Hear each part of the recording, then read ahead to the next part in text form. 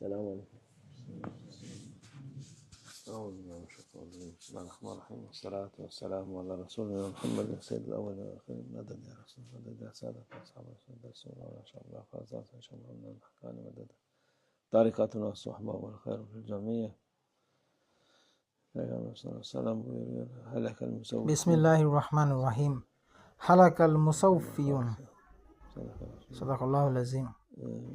যারা কোনো কাজে গড়িমসি করে নিশ্চয়ই তারা ধ্বংসপ্রাপ্ত হয়।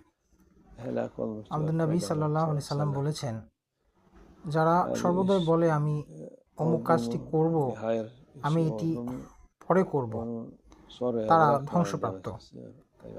আমাদের নবী সাল্লাল্লাহু আলাইহি সাল্লাম যেটি বোঝাতে চেয়েছেন, যখন কোনো ভালো কাজের সুযোগ আসে তখন তা ভবিষ্যতের জন্য ফেলে রাখা উচিত নয়।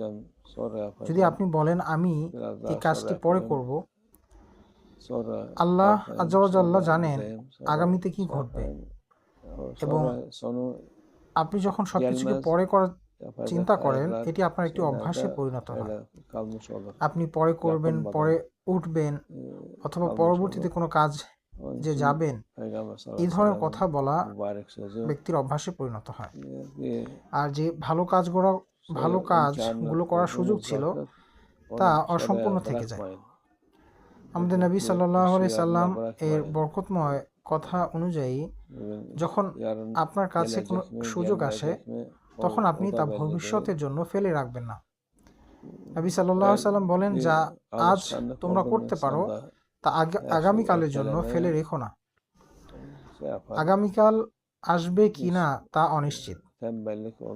যখন মানুষ দীর্ঘসূত্রিতা অভ্যাসে পরিণত হয় তখন এ থেকে মানুষের মধ্যে অলসতার জন্ম নেয় এবং শয়তান সেই সকল কাজ করতে বাধা দেয় যে সকল কাজ তাদের জন্য ভালো, মঙ্গলের।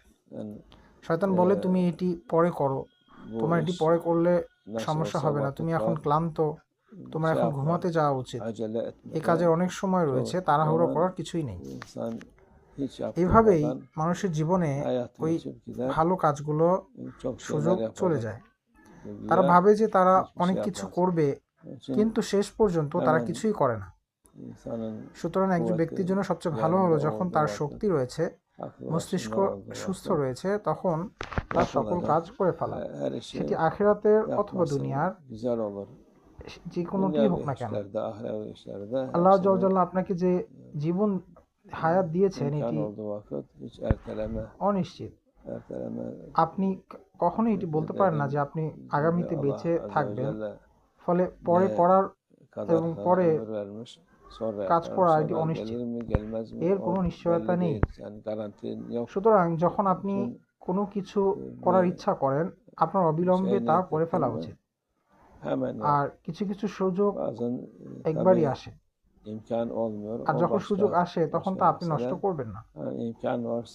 একজন বিজ্ঞ আলেমকে, যার নাম এই মুহূর্তে মনে পড়ছে না, তাকে জিজ্ঞাসা করা হয়েছিল আপনি এত জ্ঞান কিভাবে অর্জন করলেন? তিনি উত্তর বললেন, আমি এই হাদিস শরীফটি শুনেছি এবং এরপর থেকে আমি কোনো কিছুই ফেলে রাখিনি। এবং এভাবেই তিনি জ্ঞানের অধিকারী হয়েছিলেন।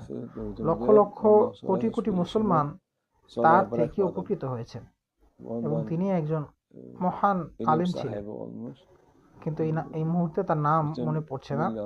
সুতরাং এই হাদিস শরীফ থেকে আমাদের ফায়দা নিয়ে জ্ঞান অর্জন করা উচিত, যেমনটি তিনি করেছিলেন। আল্লাহ আযজা ওয়া জাল্লা আমাদেরকে এই অলসতা থেকে হেফাজত করুন ইনশাআল্লাহ। তিনি যেন আমাদেরকে আমরা যা করতে পারি তা দেরিতে করার অভ্যাস না দেন। আল্লাহ আযজা ওয়া জাল্লা আমাদের সকলকে সুস্বাস্থ্য ও কল্যাণ দান করুন এবং সৎ ও নেক কর্ম করার তৌফিক দান করুন।